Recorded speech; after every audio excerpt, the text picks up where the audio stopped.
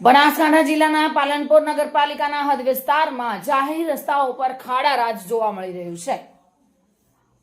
વિપક્ષના સદસ્ય એવા આશાબેન રાવલે પોતાનો રોષ ઠાલવ્યો હતો। જે એજન્સીએ રોડ બનાવ્યો છે તેની તે રોડ મેન્ટેન કરવાની 3 વર્ષની જવાબદારી હોવા છતાં રસ્તાઓને રિપેરિંગ કરવા માટે નગરપાલિકાના સ્વભંડોળમાંથી ખર્ચ કરીને તથા અલગથી રૂપિયા 1 કરોડ ગ્રાન્ટ ફાળવીને આ રસ્તાઓ રિપેર કરવાથી એટલે કે 3 જાતના ખર્ચ કરવાથી ભ્રષ્ટાચાર થયો હોવાના આક્ષેપો કર્યા છે।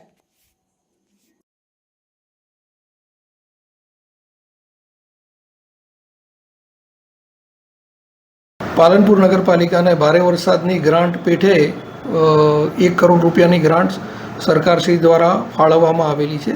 તે અંતર્ગત નગરપાલિકા વિસ્તારના મુખ્ય રસ્તાઓનું સર્વે કરાવી અને રિપેરિંગ કરવા માટે બાંધકામ સમિતિમાં નિર્ણય કરવામાં આવેલો છે। તે અંતર્ગત કામગીરી મોટાભાગની પૂર્ણ થયેલી છે, પરંતુ જે ડામરથી જે રસ્તાઓ રિપેર કરવાના થાય છે તે ડામર પ્લાન્ટ હાલ બંધ હોવાના કારણે તે કામો હાલ થઈ શકેલા નથી, પરંતુ વરસાદ બંધ થયેથી ડામરના કામો પણ ટૂંક સમયમાં પૂર્ણ કરવામાં આવશે। અત્યારે મોટાભાગના રસ્તાઓ મોટરેબલ છે અને જે પેવર બ્લોકથી અને સિમેન્ટથી જે રિપેર કરવા પાત્ર હતા તે રિપેર કરી દેવામાં આવેલા છે। અમુક રસ્તાઓ વેટ મિક્સથી પણ રિપેર કરવામાં આવેલા છે। માત્ર ડામરથી જે કામો કરવાના બાકી છે તે આગામી ટૂંક સમયમાં પૂર્ણ થશે। આ બધી જગ્યા ખાડા પડેલા છે અને આ બેન જે બોલ્યા એ બરોબર જ બોલ્યા અને બધી જગ્યા કોઈ સુવિધા જ નહીં। કોઈ છોકરા નોના પડી જાય, કોઈ ઠેકાણા નહીં, કોઈ જગ્યા બધી જગ્યા ખાડા જ ખાડા है। તમે આઈને દેખો કેવો હાલ છે વિસ્તારનો, આઈને દેખો।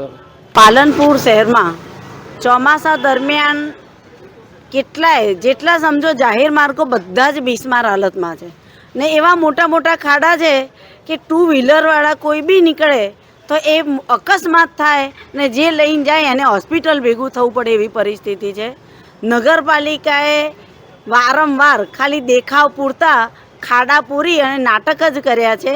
ખરેખર સાચા અર્થની અંદર શહેરના માર્ગનું જે રિપેરિંગ થવું જોઈએ 1 કરોડની ગ્રાન્ટ સરકારે આપી અને હમણાં જ મેં સાંભળ્યું કે અમારા ચીફ ઓફિસરશ્રીએ એવું સ્ટેટમેન્ટ આપ્યું કે 1 કરોડની ગ્રાન્ટ સરકારશ્રીમાંથી રોડ રસ્તા રિપેરિંગ માટે આવેલી એ મોટા ભાગનું પૂર્ણ થયેલ છે। આપણા માધ્યમથી ચીફ ઓફિસરશ્રીને હું કહેવા માગું છું કે સાહેબ, જે કામ પૂર્ણ થઈ ગયું છે એ જાહેરમાં બોર્ડ મારો કે આટલા કામ નગરપાલિકાની આટલી ગ્રાન્ટમાંથી પૂર્ણ કરવામાં આવ્યા છે અને એના પછી આપ શહેરના વિસ્તારોની મુલાકાતે નીકળો ત્યારે તમને ખબર પડે કે શહેરની પરિસ્થિતિ શું છે।